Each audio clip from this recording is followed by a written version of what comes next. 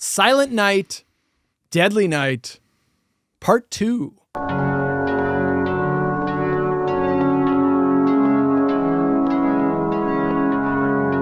This is, unsurprisingly, Mark already knows me. This is my number one. Yeah. Number 3. You son of a bitch. Yeah. You son of a bitch. And I got to tell you. No, Mark. No. Fix it. I am being generous putting it as high as I am. What? Yeah. So you've changed your opinion on this movie because when we watched this together, you loved it. Yes. Yeah. So, yeah. Yes. But I can't believe do your thing. I can't believe you. Yeah, I can't even believe you. Yeah. I predicted this was going to be your number 2. Yeah. I know it's not a great movie, but it's a fun movie. Yes. Yeah. It's a very fun movie. There are some tremendous. I can't even. You can't even get. He's choking. Yeah. He's choking. You know why? Because he's full of shit, and that's what that is. That is his guilt. He's choking on right now. All right, getting into the plot. Yeah. This is Silent Night, Deadly Night. It's funny that I put your favorite pick as my third. You put my favorite pick as your third. Yeah. One of us is wrong. Let's see which title comes up on the thing right now. I don't know if you caught that. So, 1987. This came out the same year as Part 7? Was it? maybe, I don't know. Yeah. I don't care about Friday the 13th. Yeah. This is about Nightmare on Elm Street. Nightmare on Elm Street. Nightmare on Elm Street 3. Okay. Yep. Good. Yes. That's a good sign, excellent, Mark. That's a good sign. Yep. It was a good year for sequels. Yep. Yeah. 2 of the best sequels in their respective franchises. Those mid-80s, man. It was just. Oh, I know. They were just slamming it. It was the time. Let's get into the plot of Silent Night, Deadly Night Part 2. So it opens with an angry-looking man with killer eyes in some kind of like asylum, some sort of mental institution. And this orderly comes in, and he brings in a reel-to-reel recorder as the man just sits there impatiently staring him up. Yep. And it's a clever little detail here. I love the way they play this out. The orderly, the entire time, the orderly is like setting up like the reel-to-reel recorder.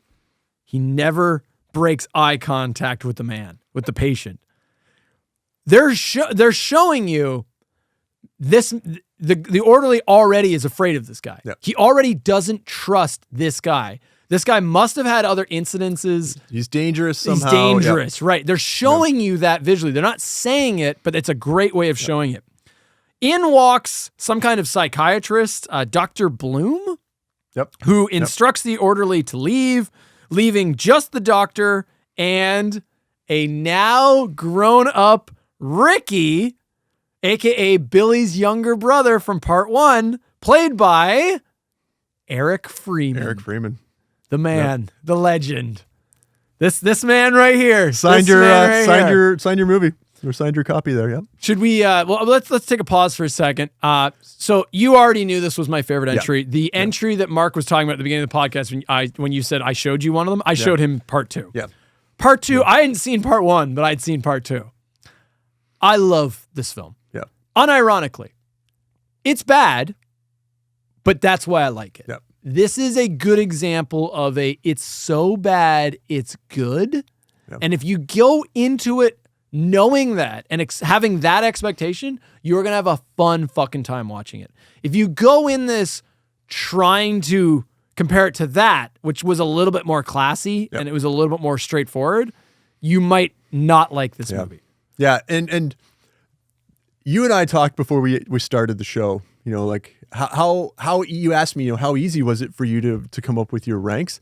This is the one. Right, I went back and forth, and we'll talk about it because you had to take off your nostalgic glasses of Justin and I laughed at this part. There's a couple things about it that unfortunately, I hate that I don't love this as much as everyone probably does, and I'm disappointed. But I was really hoping this was going to be our Texas Chainsaw 2 that we were both going to have ranked really high. I mean, you still have it third, but I'm genuinely interested to see what you put ahead of it. There is great stuff about this, but unfortunately, you finish your finish the plot summary. So the doctor walks in. It's a psychiatrist, and he's there to analyze Ricky.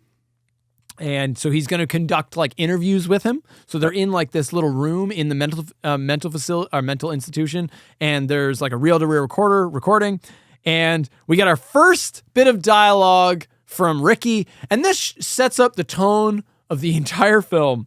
Dr. Bloom's like, "Hello, Ricky, I'm Dr. Bloom. I'm going to be asking you a series of questions, and Ricky's response, My name is Dr. Bloom.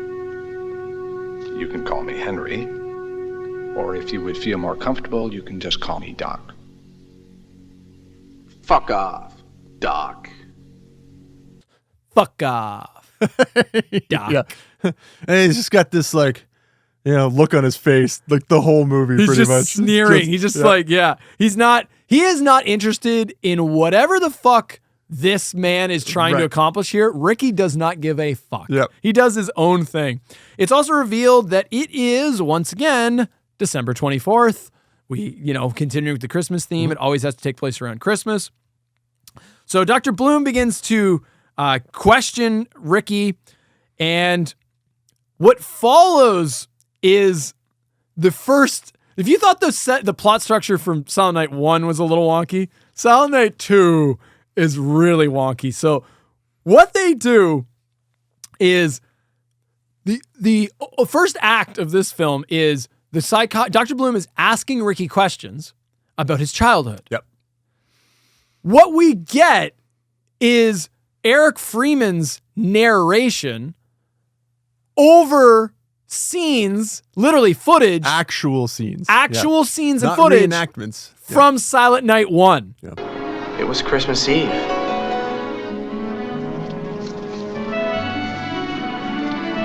I was just a baby and Billy was only 7. And it is the exact same, like, full-on scenes. It's trimmed a little bit, but you're getting full-on scenes. And that is the setup for this movie. This is the first act of this. I want to shit on it, but at the same time, I love it. So the only new bit you're getting out of it is you get, they recontextualize some of the scenes. A little bit. Which I appreciate. Yeah. I appreciate. So, like, because you're getting Eric Freeman's narration, it recontextualizes a little bit where it's like, oh, there was a few scenes where you get Ricky's perspective on, like, how this played out. So, like, he sees his brother getting, abused in the orphanage, and you're hearing him being like, yeah, I saw that and it was messed up, kind of thing. I think that's what they want you to think. The problem is, I mean, we know why they did it. Yeah. They did it for budgetary reasons, because then you only have to shoot half a movie. right, but most of those flashbacks are his brother. He wouldn't have been there for like 95%. Oh, we're going to get into that. Yeah, we're going to get into that. Yeah. So, among the flashbacks, and I'm just going to go through the whole list here, we see the brutal opening where both their parents are killed. Yep. We get a little bit of orphanage life. Yep. We get more orphanage life. We see Billy working at the toy store. We get the Christmas party at the toy store. We get his rampage at the toy store where Billy just kills all of his coworkers.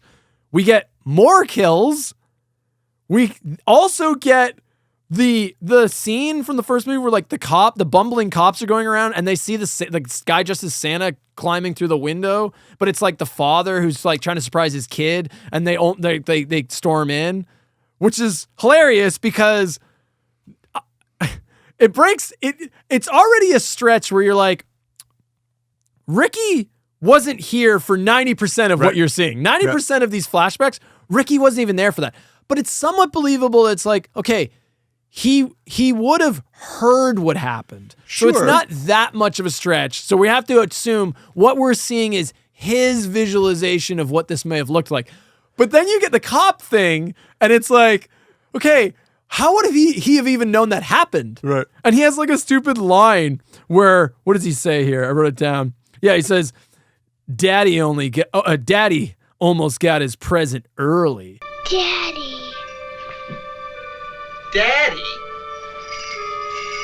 Daddy almost got his present early.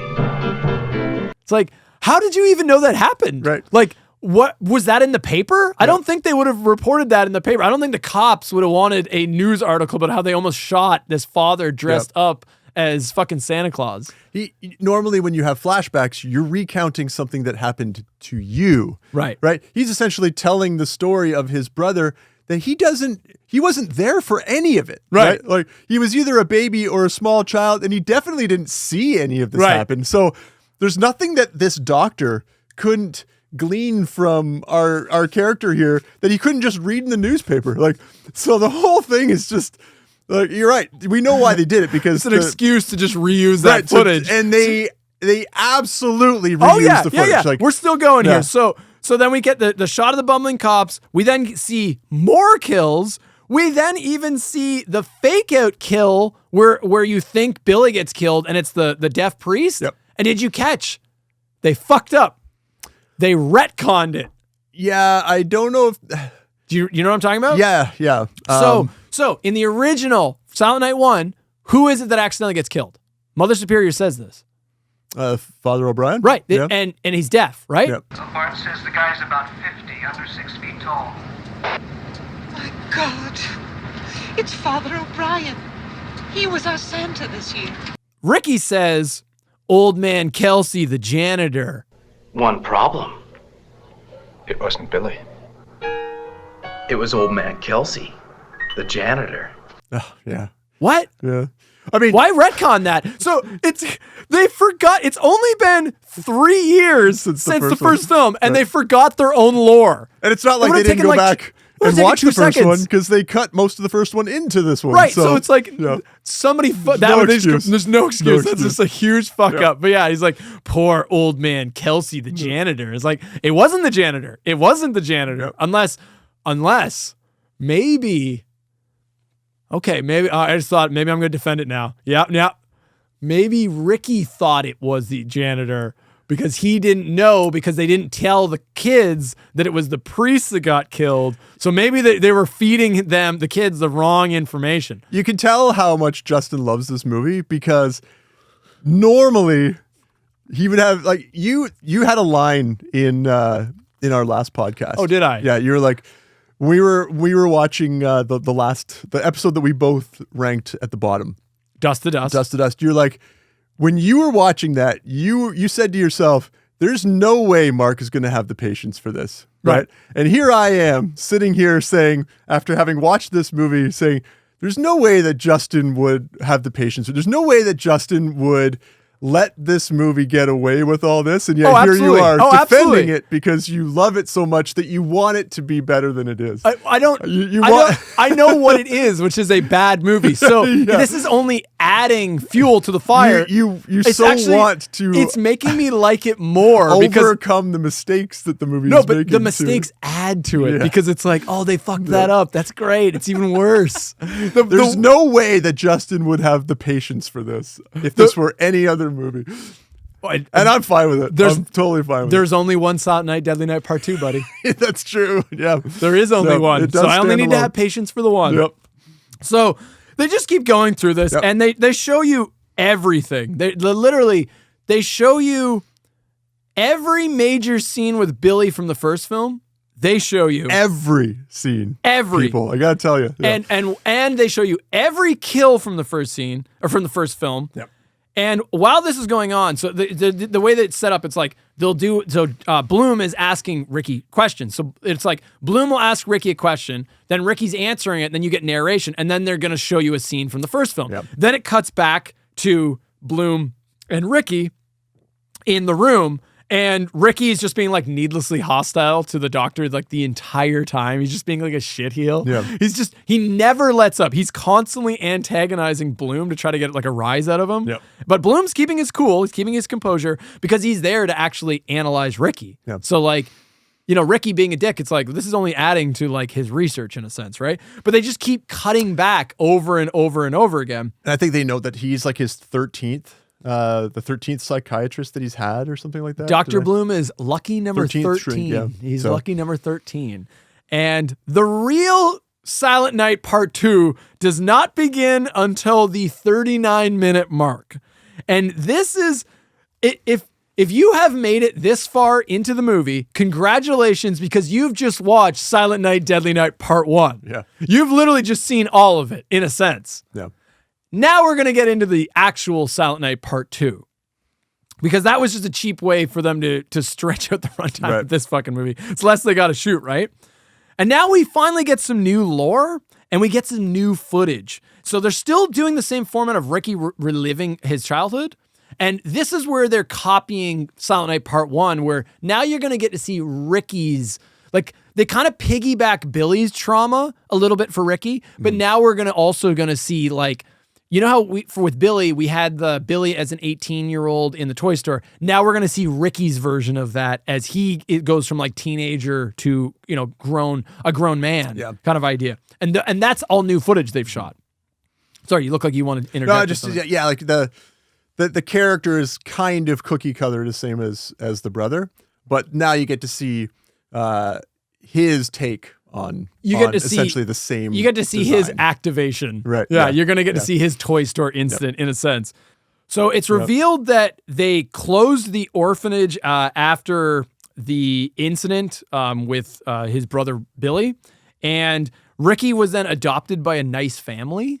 And so he gets a very different, little bit, like, this is where his upbringing swerves from his older brothers, right? And you get like this stock footage. It's like home video footage of like this happy family. And even Ricky says like they treated me nice. They were nice to me.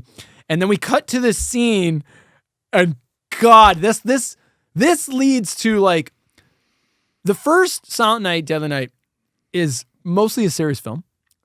There's no way this was intended to be serious. Yeah. I believe these guys were in on the joke. They knew this was camp, and they just fucking rolled with it.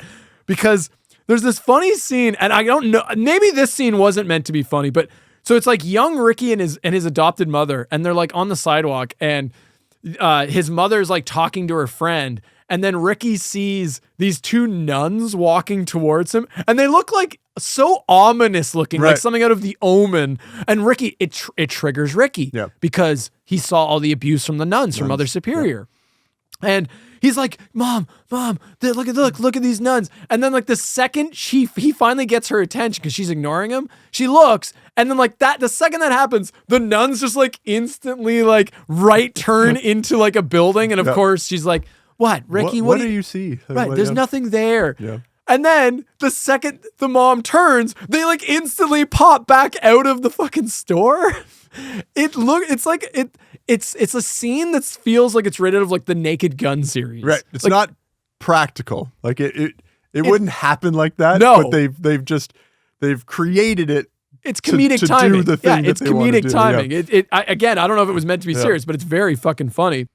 So after this incident, Ricky's adopted mother and his adopted parents, they're concerned that like there might be something wrong with Ricky. Like maybe he's starting to exhibit some sort of PTSD. Like, you know, what happened to him? And I don't know if they kept his trauma a secret. I'm not 100% sure. They don't really allude to this. Yeah. But then they come up. They go to the orphanage, and then the sister, I think it actually is, I don't know if it's Sister Margaret or just another nun, because she's not really in this movie. She like quells their fears, like, no, don't worry, this will pass. Like, so maybe they're aware that something happened to Ricky, but they don't know the whole thing. But they calm them down. They're like, don't worry, this is gonna pass.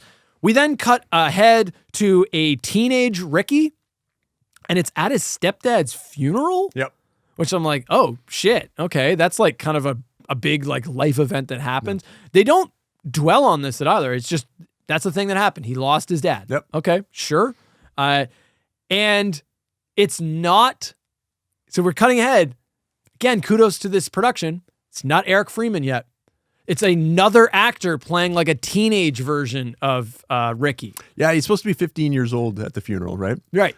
Credit where credit's due. Why? How can you say this is a bad thing?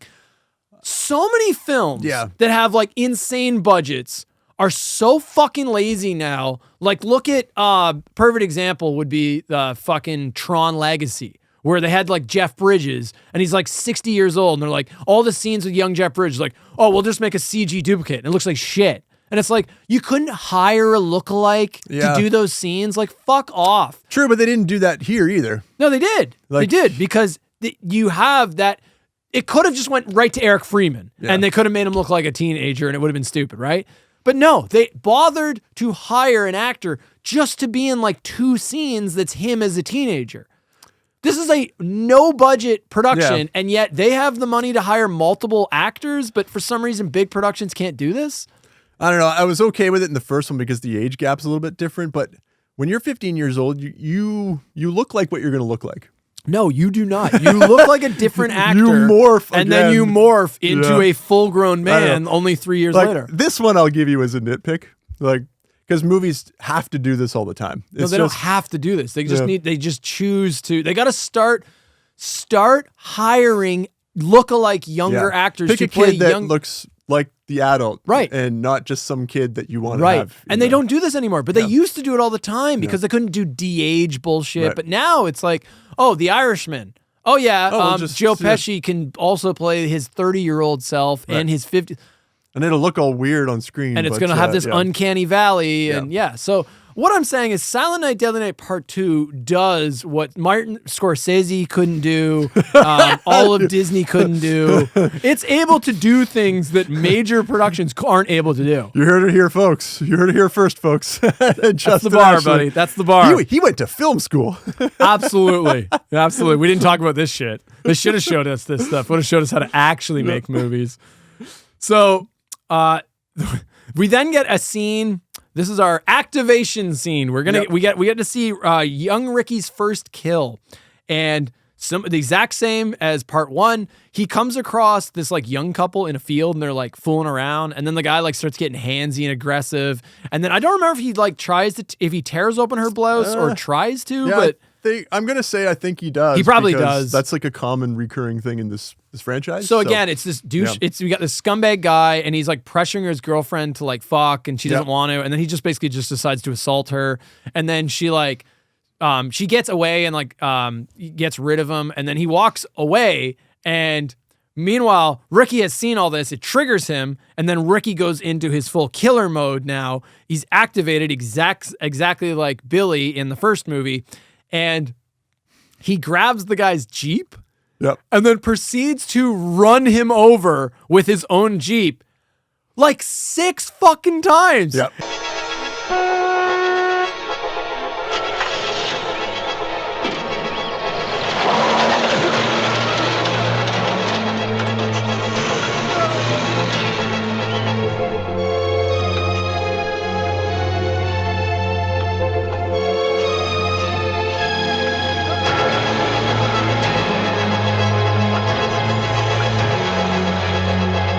It's comical. Yeah. Oh, he goes, vroom, Yeah. reverse. Vroom, vroom. He just keeps running over this fucking guy. It's awesome. It's awesome. It is awesome. Yeah. And then the girl thanks him. Unlike the ungrateful bitch in Silent Night 1, Silent Night 2. Ungrateful, yeah. Silent Night 2 is like, no, you should be fucking grateful. If a guy shows up and brutally murders the man that assaulted you, you thank that man. And that's exactly what she does. She says, thank you. I have a note. After Ricky runs the boyfriend over, the girlfriend thanks him and then just walks away. Right. What? I know she's mad at her boyfriend, but that's quite the stretch that suddenly she's fine with her boyfriend that she, could have been with for quite some time has just been murdered in front of in fairly gruesome fashion. Silent Night, Deadly Night is showing you the world it wants us to be, not the world we are. If someone wrongs you, you immediately cut ties with them. Like there's nothing between us. Run him over, and I will walk away. As if we never happened. You know you love that scene. I know when you watched it, I do know you love that scene because I watched it with you, and I remember you being like, yes. It's just like, it just keeps back and forth. Yep. Cut ahead to a now 18-year-old Ricky, played by Eric Freeman, who looks exactly like an 18-year-old would look like. He definitely does not look like a 26, 30-year-old man. And he's working at a restaurant. He's taking out garbage where he stumbles upon a man being shaken down by a bookie in a really funny scene where like this guy is like pleading for like this bookie's like shaking him down. He's like, gonna have to break your legs, man. Like, and he's like taking pleasure in just beating the shit out of this gambling addict. Yeah, unlike the very forgiving bookies that we found in Freddy's Nightmares that just give you all the time. They just give you all the chances. Yeah. No, this one does not. No. And there's a very funny line where he's like, the guy's like pleading. He's like, come on, man, just give me some money. Just give me more time. And then and the bookie like pauses for a second. He's like, you know what? Listen. I got a line on something. I can feel it. It's gonna happen. Hey, You know what? What? You think for a second like he's won over the guy, yeah. and then he just proceeds to like beat the fuck out of this guy.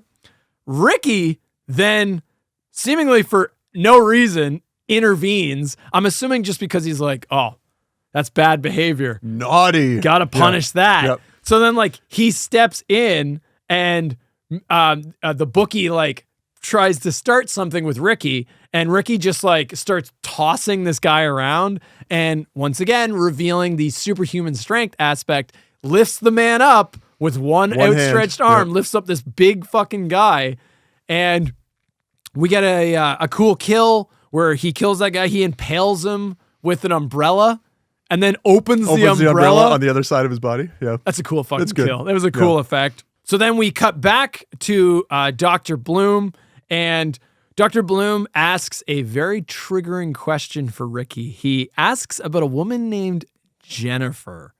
And Ricky's initial response is telling him to fuck off.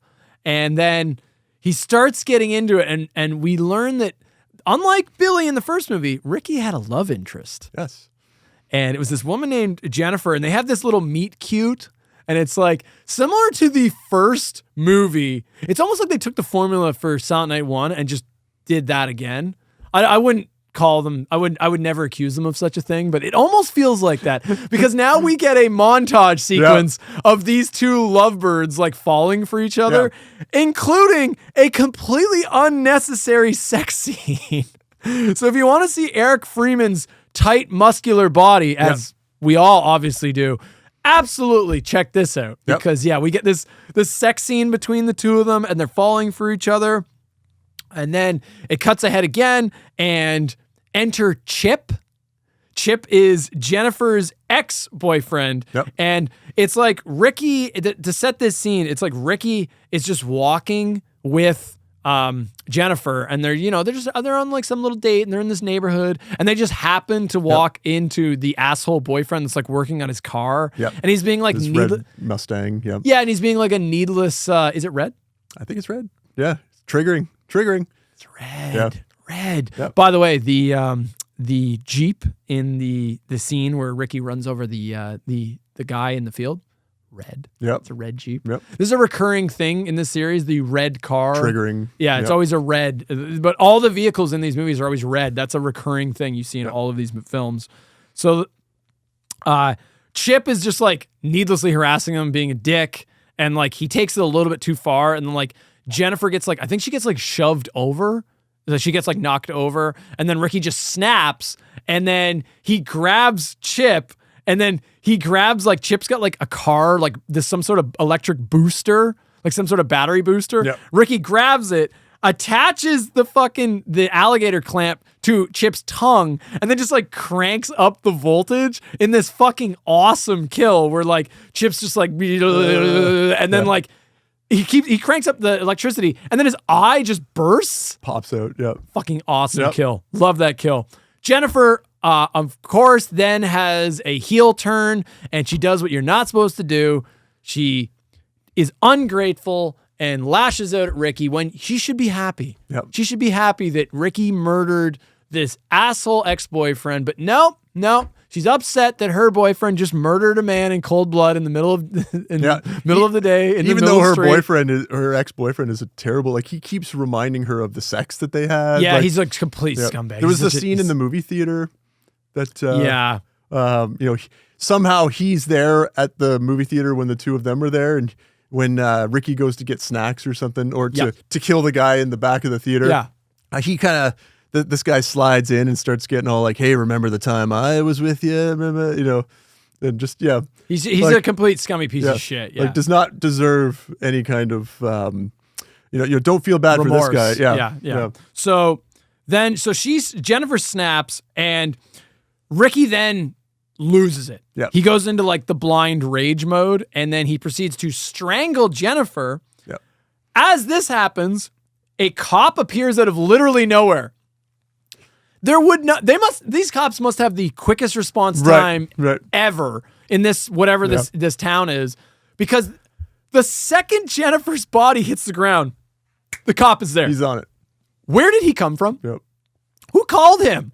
It's just all of a sudden a cop appears and he immediately like draws his gun. And he's like, okay, buddy, take real slow now. And then Ricky just like doesn't even flinch, overpowers the cop and uses the cop's own gun. Twists it around. Yeah, and to shoot the cop, it makes the cop shoot himself in the head. And this is a residential street, so it's not like a busy downtown street where like a police officer might Could have be been driving. going by. Nope, there's no reason for. It's like an isolated suburban street. So- Yeah. It just so the guy appears. Ricky kills the cop, and then what proceeds is exactly like Silent Night 1. He just goes on this rampage, just starts walking down the street, blindly murdering and shooting people as he's going. And so he's just like randomly killing people, walking down this one block. And then the police finally show up and surround Ricky. Yep. And Ricky, while smiling, takes the gun and turns it on himself and pulls the trigger. Yep. And it's actually a pretty tense moment. I like this scene where Ricky realizes at this point, he's like, I've just thrown everything I'm not away. getting out of this alive. Yeah. In a moment of like clarity, it's like he snaps back out of the rampage mode and he's basically just like, there's no other solution for me now. Yeah. He pulls the trigger. Click. Yep. Click. Click.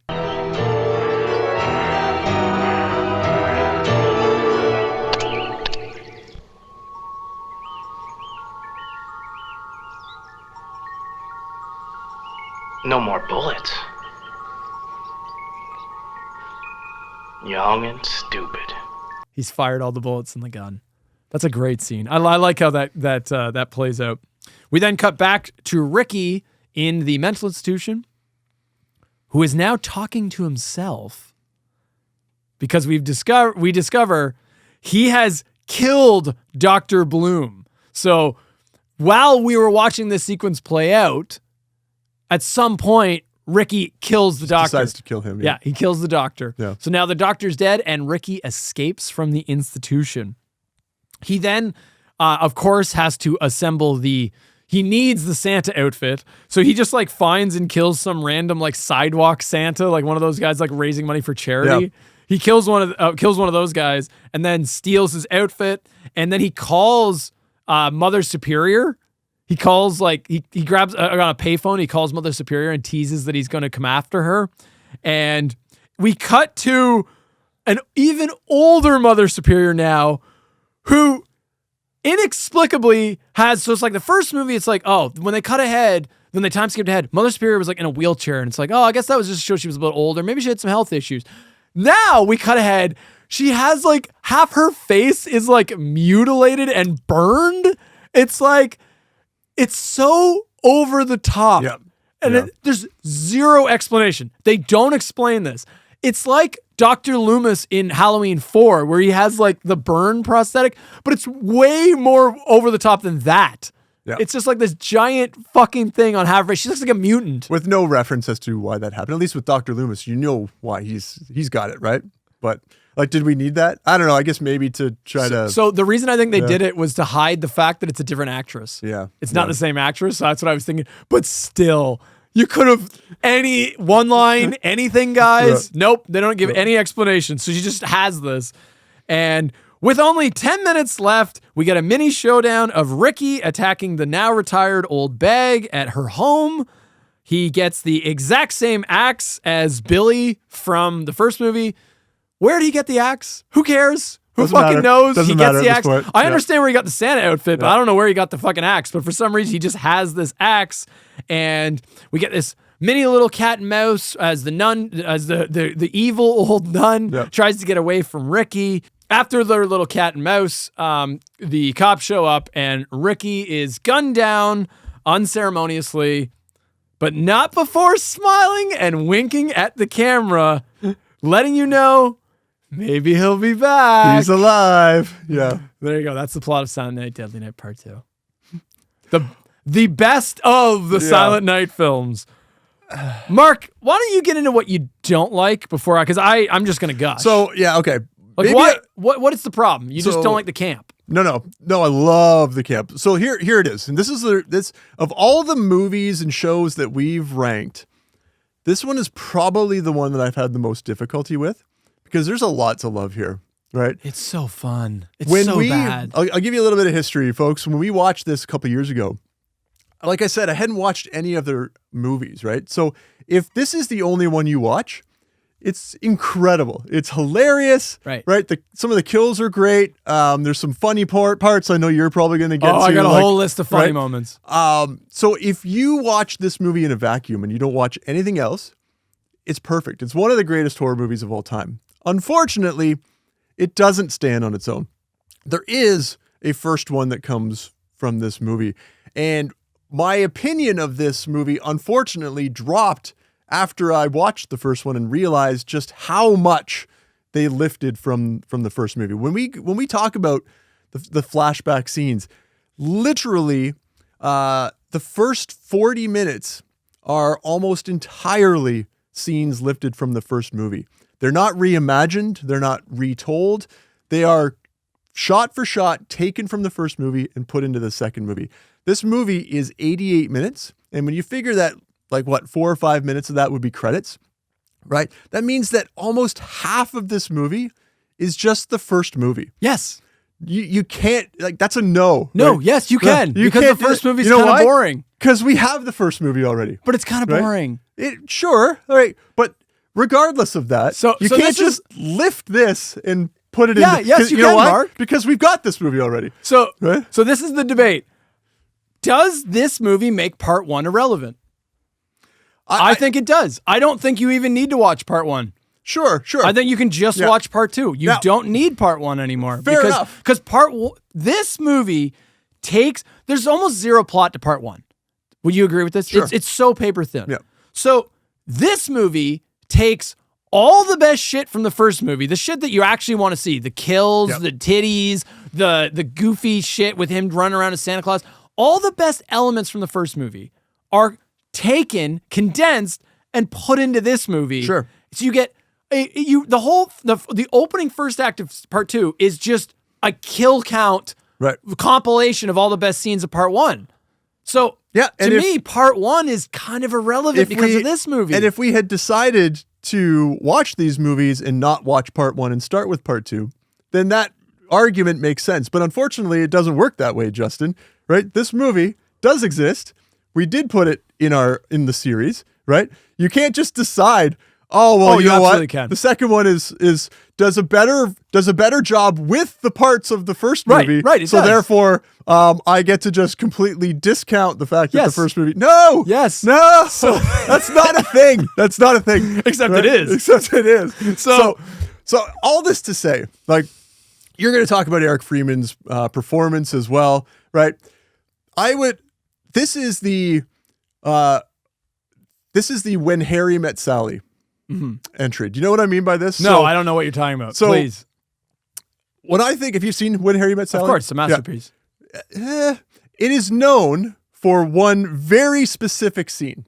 The movie itself is kind of boring, but it has one scene that everyone remembers, right? And unfortunately, the movie gets... And that is the scene where they're arguing about the awful table.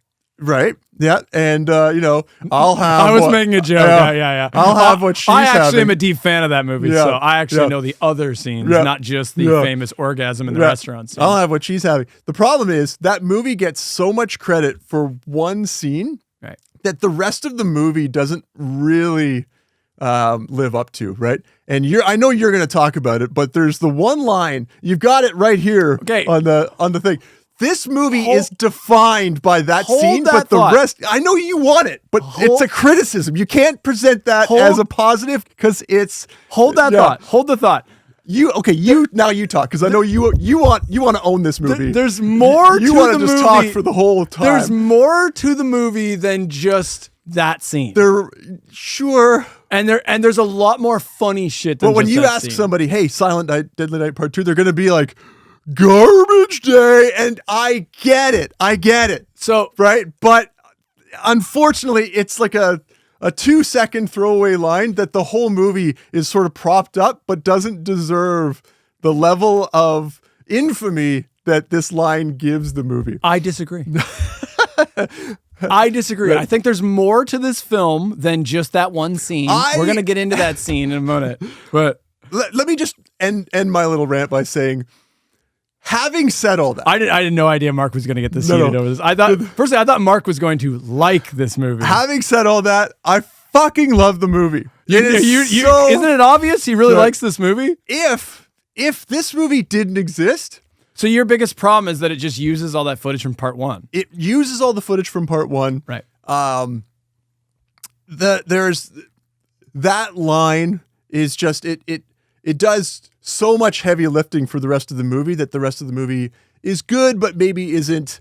I feel like people who haven't seen the movie think that this movie is a bigger deal than it is simply because of that line. You see T-shirts with I there know. was no it way became an internet meme thing. Yeah, I had my T-shirt made for our.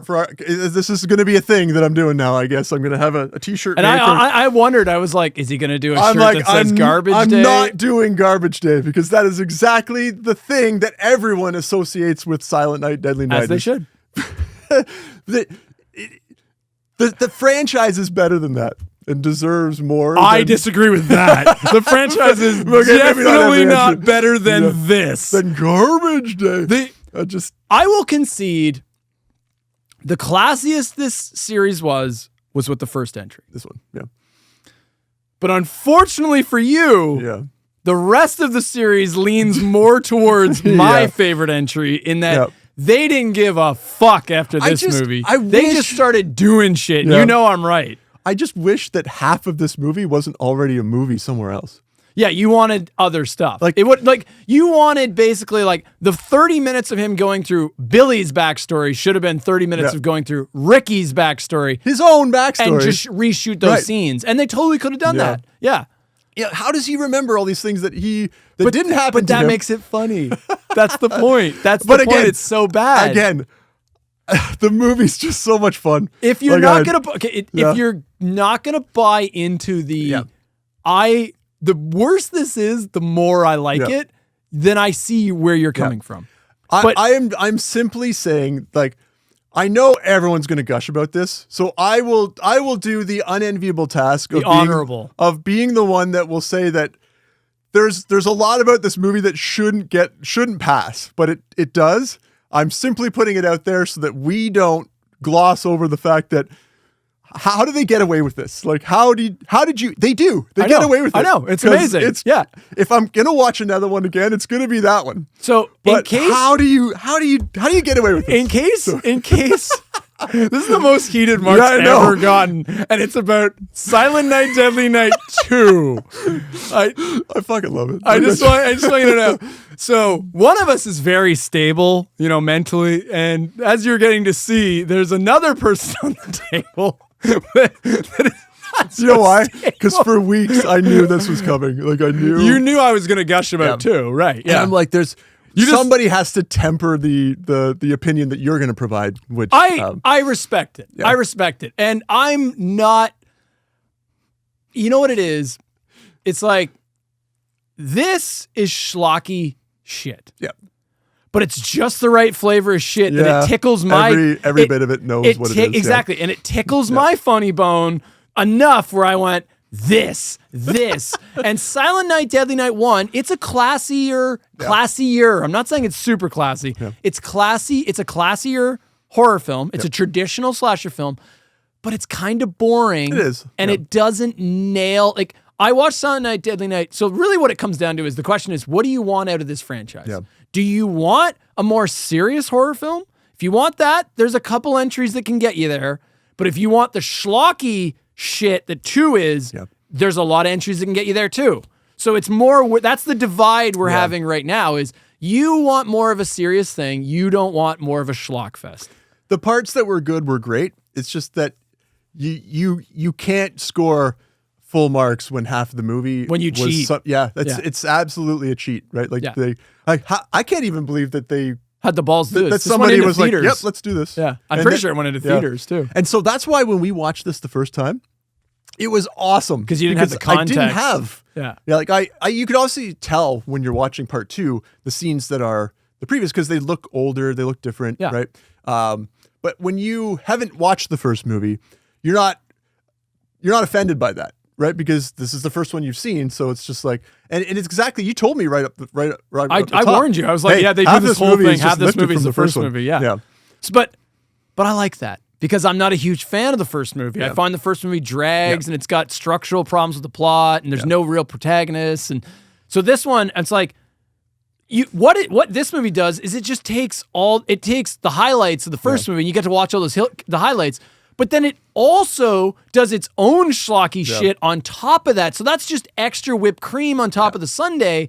And then really what this movie is Silent Night, Deadly Night 1.5. Yep. It's not really 2.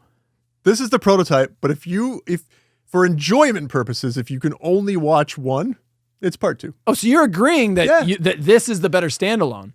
Standalone, but unfortunately, we're not talking about just Silent Night, Deadly Night Part 2. Right. Like we're ranking them all. Well, in full transparency, I only own one of these movies, and it's this one. So, I don't own Part 1 because I never want to watch Part 1. I'd rather watch Part 2 because I like the schlock and I like the fucking. You're getting all the best shit from the first movie, and I don't have to sit through an hour and a half to see Linnea Quigley get her fucking titties stabbed through the antlers, you know, like all that shit's right in the intro of this. And then we get the awesome shit that 2 brings to the table, right?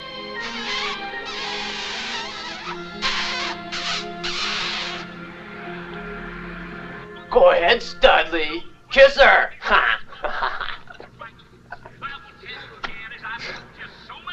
I knew it. Faggot. Go into it, my friend. So, I just want, the question was, does it make Part 1 irrelevant? It doesn't. I don't think so. I'm actually agreeing with you in that, no, Part 1 still stands on its own. Yep. But I'm giving you the counterpoint of, I don't need Part 1 now that I have Part 1.5. Yep. I don't need that movie anymore, and I'm never going to watch that again because I would always rather watch this. So if we had the opportunity to sort of redo the franchise, would you drop number 1 and just start with number 2? No, because you got to see where it came from. Yeah. You need those extra scenes, right? Because this is just giving you the highlights. You're not getting to see the boring shit in between. Yeah. Like, just wish you need to they see it had all.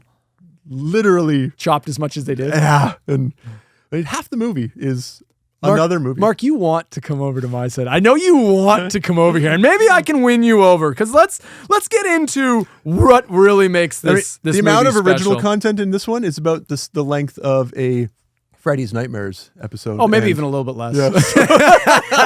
So what does that say about it? Yeah. This is the definition of a so bad it's good movie. And if you're not into those type of films, then you're not going to like this movie. Yeah. Then just stick with Part 1. Yeah. If Part 1 tries to be a straightforward, serious horror film, slasher flick, Part 2 goes off the fucking rails. Yeah. There is no way they thought they were making a serious film. And I've got because I wondered that. Because often we ask this question all the time. Were they in on the joke? Yep. Because the best so bad they're good films are the ones where they earnestly tried to make a movie and just failed miserably. and now you get this hilarious, ironically funny product. Yep. But sometimes in a rare case, like Trauma sometimes is able to pull this off with like shit like Toxic Avenger. Yep. Sometimes they're in on the joke and it still works. I think they were somewhat in on the joke. I think they still were trying to make a film, but there's scenes in here that I'm like, there's no way that wasn't done intentionally to be funny. Yeah. Did Eric Freeman, did he act the way he did intentionally, or is that just did he realize that he was being so over the top? We'll get to Eric Freeman. Hold that thought. I'll give you an example of one of the scenes that made me go oh, there's no way that wasn't done intentionally to be goofy. So there's a scene when he goes with Jennifer to the movie theater and they're sitting down and Ricky's like, what's this movie about? And Jennifer's like, it's about a guy dresses up like Santa and goes around and kills people. And you get this really funny response from Eric Freeman, from Ricky. And he goes like what? What did you say this movie was about? Oh, it's great.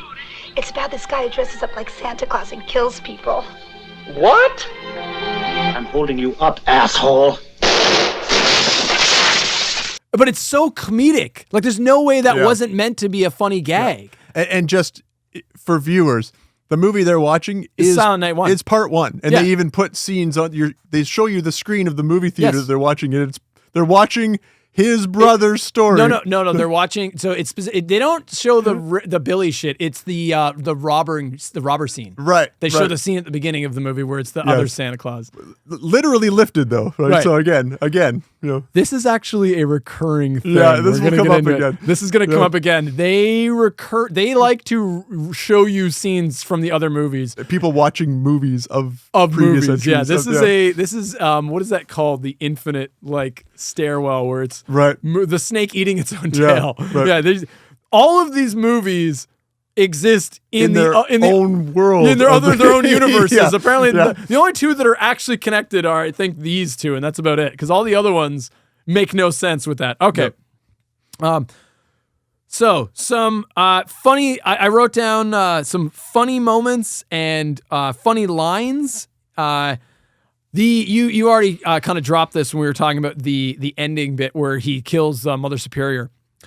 So they do this stupid fake out thing, which makes no sense. I've seen this done in many films now where it's the character's approaching somebody and you just see their back and they're kind of just sitting there and they're not responding and they're like, John, are you okay, John? And then they approach them and then they touch them and then their head just rolls off. Yeah. It's oh yeah, because the killer chopped the head off, propped them, and then perfectly positioned it. And so the one nun approaches Mother Superior because you're not actually sure that Ricky kills her or not yet. Yep. And this is the reveal. It's he did actually get her before the cops got there.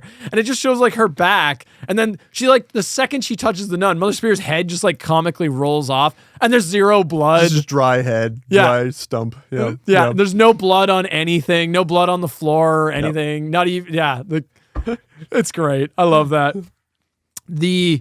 I guess before I get into just random funny moments, let's talk about Eric Freeman. Because we talk about, I say this movie is so bad it's good. Eric Freeman, who plays Ricky, I think Caldwell is his last name. His performance is so over the top. Yeah. It becomes an art unto itself. It's almost it's legendary. Yep. I don't want to say it's bad because at a certain point it becomes something else. My old lady couldn't afford to send me to college. So I got a job. Let's get out of here. No. I'm beginning to like this picture. Santa's back.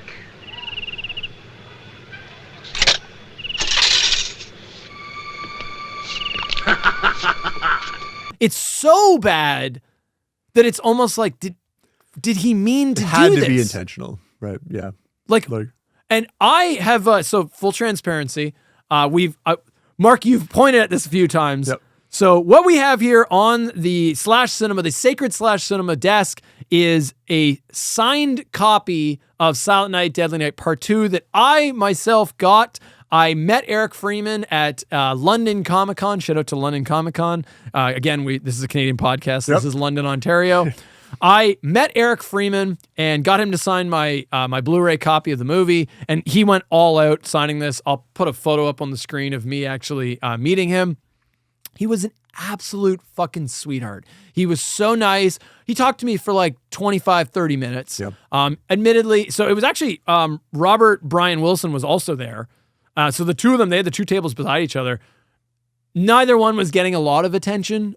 Again, these movies are pretty culty. Yeah. They don't have a huge fan base. But Eric Freeman was such a sweetheart. If you have a chance to meet him at a con, I absolutely recommend it. He was so nice. You meet him and you're like, oh, you're the exact opposite of Ricky Caldwell. There's no way this is you, right? He's so muted and soft-spoken. So it was very clearly intentionally over the top. I don't know that he thought he was doing, I don't know that he was trying to act serious. I think he was trying to give a campy performance and he just nails it. Mm-hmm. I think it was intentional. That's my opinion. I think so. I would agree with that. I don't know. Because I've met the man and he just is so the opposite of that. Just the facial expressions that he has. Because he's always got this common that grin look on his face that he always has. His facial expressions are so fucking good in this. He's got the fucking smirks he does. All of his smirks are just the thing of fucking legend. He does. He also has the death stare. like a few times he does like the Yep.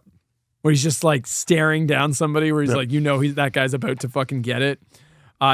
He makes a very funny face when he strangles Jennifer. He goes like cross-eyed and does this whole like thing. And it's like, it's very like, it's just a very goofy looking expression. But Eric Freeman is so good at manipulating his face that it's so entertaining to watch.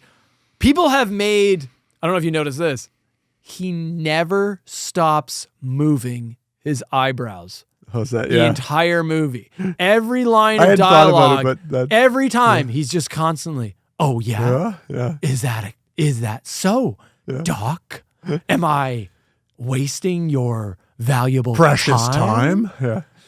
People have made compilations of just his eyebrows. Yeah, because it never stops moving. Are you going to insert your own montage? I will not. Right Because here? Mark's doing this to get at me. No, I'll show you a couple clips. You ain't getting the whole fucking thing. You should be happy. I gave you your sexy music compilation from Freddy's Nightmares. And because you did it, now I know that I just have to point. You just point up, and that activates me. Yeah. Because I'm like, fuck, he pointed. I know he's. Damn it. Let me get into that. There's a sequence. It's right after, or it's right during when he goes on that rampage on the one street corner, which we're gonna get to that scene. You look at Eric Freeman's face.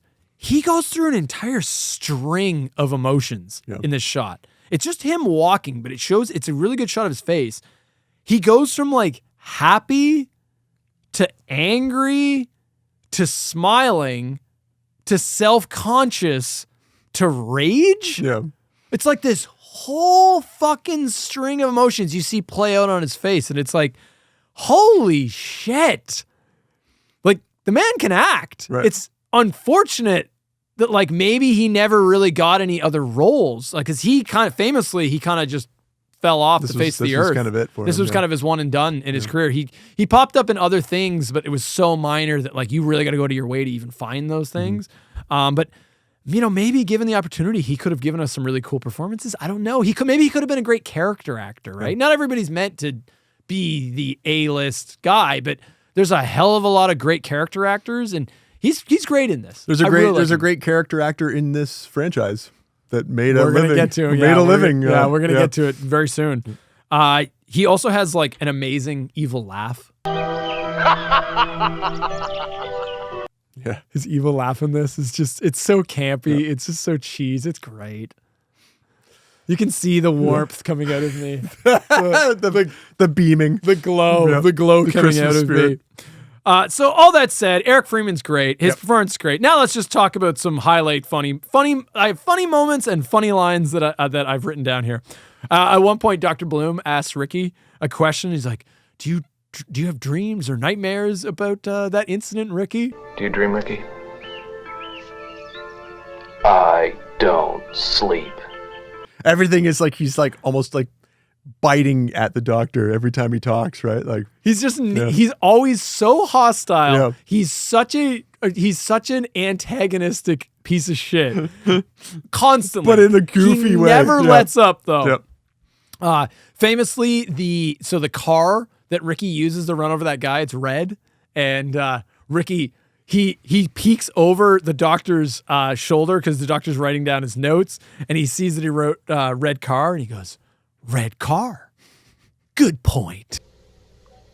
Red car, good point. Which I actually got him to write. I think it's actually on the back of this because Eric Freeman went nuts writing all kinds of quotes on this, but he actually wrote on the back, "Red car, good point," because that was always one of my favorite lines, the red car, good point. When Dr. Bloom asks Ricky to talk, he's like, why don't we talk about Jennifer? And tell me about Jennifer. Eat shit. Yeah, I got that in my like instead of just no. Right? No, it's always he's always at 10. He's always at 11. He's always over the top in all of his responses. He's always the most hostile you can possibly be. On a side note, do you recognize where we've seen Jennifer before? Oh no, please tell me. Elizabeth Kaitan. She was in Friday 13th Part 7. What? She played Robin. She was the girl who sleeps with the guy that smokes weed. And her shirt, or the. Oh shit! She was the one sort of palling around with the nerdy girl. How does she get killed? What was her kill?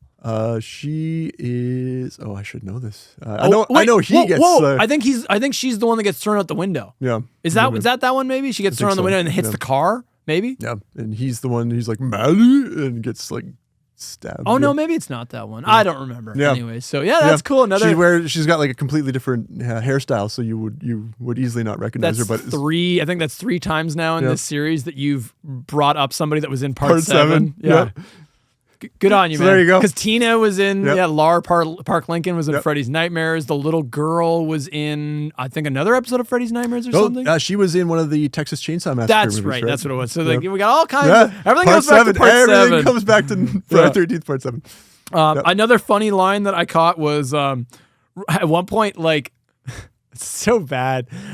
It's such a quick little moment that this is the kind of shit you only catch on rewatch. And I've watched this movie probably like 5 or 10 times at this point. There's a scene where it's right before they run into the douchebag ex-boyfriend Chip on the street. Yep. And it's like Ricky and Heather or Jennifer are walking, and Ricky has like he puts on like this soft voice. Tomorrow, after you go shopping, would it be alright if I came picked up on my bike? Sure. Good. There's a certain spot I'd like to show you. He's clearly doing like the when I talk to my girlfriend voice. Yep. And he's just like, yeah, so tomorrow I was thinking maybe I could pick you up on my bike. And it's just so like, it's so bad. It's so cheesy that he's clearly trying to put on that voice, but it comes across like, he sounds like Michael Jackson. Yeah. It's obviously a put on voice. Like, yeah. Yeah, but it just stood out to me. It's very funny. All right, let's get to the scene you all want to hear about. And you know what? I know you think I'm just going to sit and gush about this scene, and I am, but maybe not in the way you think. So we're going to talk about the infamous garbage day scene. Yeah. If you have seen anything about any of these movies, you've seen this. Any of these movies.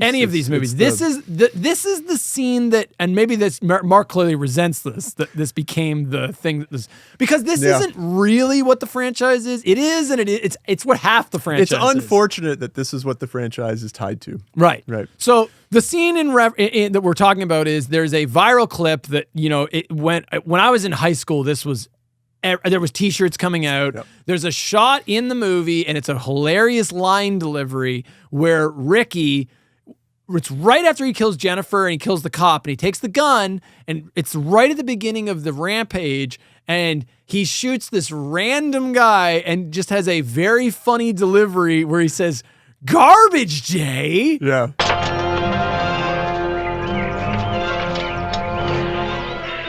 Garbage day! Huh? No!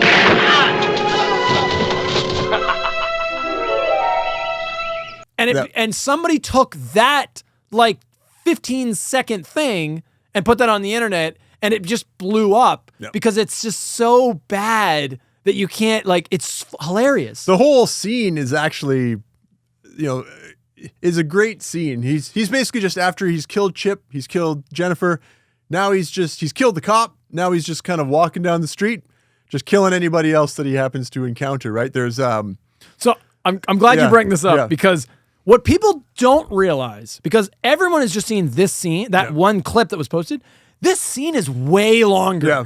And there's some other gem moments. So I actually kind of resent Garbage Day, because Garbage Day is definitely the peak of this scene. Yep. The way he just does the Garbage Day. But it doesn't happen right away. Yeah. So he kills Jennifer, he kills the cop. Then he actually starts off by shooting some random guy. Hey! What the hell's all that noise out there? Motherfucker. Some like guy overhears the commotion and like walks out, and Ricky just like takes the gun and shoots him. The guy's just like, the guy on his front porch. Yeah, on his front porch. And then Ricky's like, motherfucker. For like no reason, he executes this guy. Then we get the Garbage Day moment where this guy's like taking out the trash and he's like moving. The way they frame it's fantastic. Where like he's lifting a old school like metal trash can, and it reveals Ricky in the background, and it's just so like Ricky's just standing there menacingly, and then for absolutely no reason goes garbage day.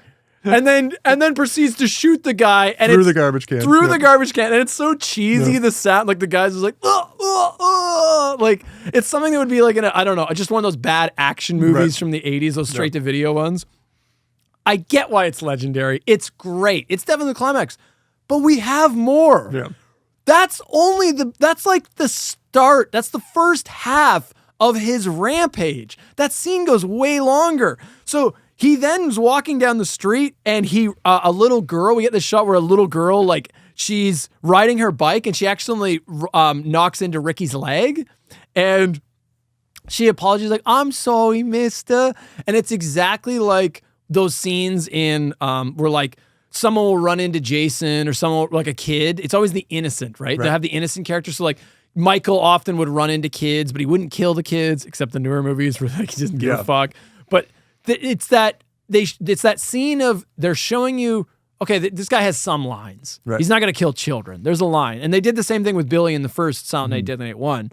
And Ricky's response is really funny. He's just like, that's okay. Yeah. Like, he's very clearly like muting. He's trying to mute his anger. Like, it calms him down for a bit.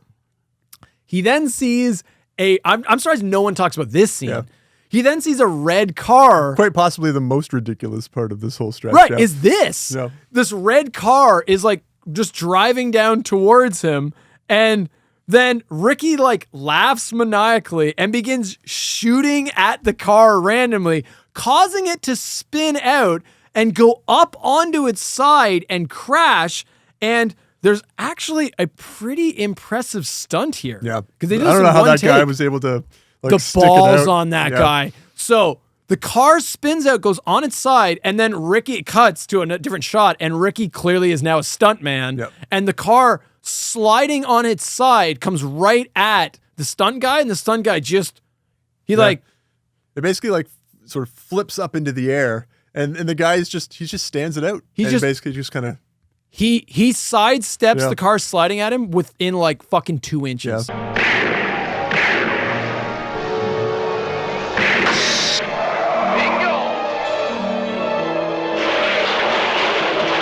Holy fuck. That's an impressive stunt. For a movie like this, to get somebody that dedicated. It was impressive, yeah. And then, of course, the car, it just immediately into a ball of fire. Yeah, the car just instantly explodes because that's how... Every car in a movie is a ticking time bomb. Yeah. And then after that, we get the showdown with the cops, and then we get the great shot of Ricky trying to off himself with the gun, and it's a great sequence. Yeah. But it doesn't define this movie. Yeah. There's other funny things in this film to be had. There's a lot of funny little moments, outside this. It's more than just Garbage Day. There's more here than just that if you look for it. That is a good representation of the campiness of this film, but there's more going on here for sure. I have one negative. Yeah. I have a negative, buddy. Yeah. I'm not just putting on my nostalgic, my rose-colored motor. He's not biased because the guy signed. No, not at all. Yeah. Aside from the third act where, and when I say third act, literally, aside from the last 20 minutes where Ricky escapes and puts on the Santa outfit and then goes after the Mother Superior. I know where you're going. Yeah. There's really not any Christmas shit in this movie. Almost all the kills that Ricky does, it's like, I don't know, sunny, wherever the fuck they are, sunny California, sunny Los Angeles. I don't know where they are, but there's no snow. It doesn't take place during the holidays. His whole rampage, it's like broad daylight, sunny, picturesque. He's wearing like a light t-shirt. Yeah. At least that was something the first one did well, right? At least, you're not going to put a Rudolph the Red-Nosed Reindeer in every scene, but at least if it's in the wintertime, you still get the sense that it is Christmas time. It is the holidays. You're still incorporating elements that you would see.